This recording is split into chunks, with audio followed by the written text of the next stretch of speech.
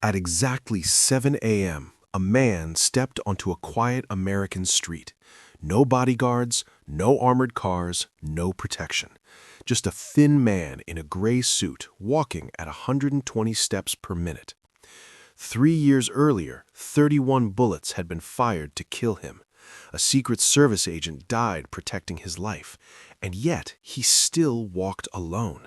Because this wasn't recklessness, it was defiance. This man held the power to destroy entire cities. He faced down Stalin. He ended World War II. But every morning, he refused to hide from his own people. His name was Harry Truman, and his morning walks would change how America understands power forever. This story explores the extraordinary life and quiet defiance of President Harry S. Truman, a man who fundamentally reshaped how leadership and democracy are understood in America.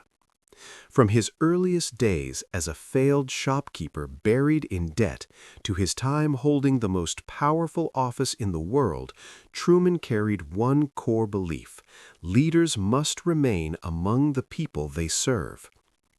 After leaving the presidency in 1953, Truman shocked the nation by returning to his modest home in Independence, Missouri, living without wealth, security, or privilege. He walked alone through public streets every morning at a precise military pace, just as he had done as a farmer, a struggling businessman, a county official, a senator, and even as president. These walks were not acts of bravado or carelessness, but deliberate statements against the isolation and corruption that power can bring. Truman's philosophy was forged through hardship. In 1922, his clothing business collapsed, leaving him deeply in debt. Rather than declaring bankruptcy, he spent 15 years repaying every dollar, a decision that shaped his lifelong commitment to responsibility, humility, and integrity.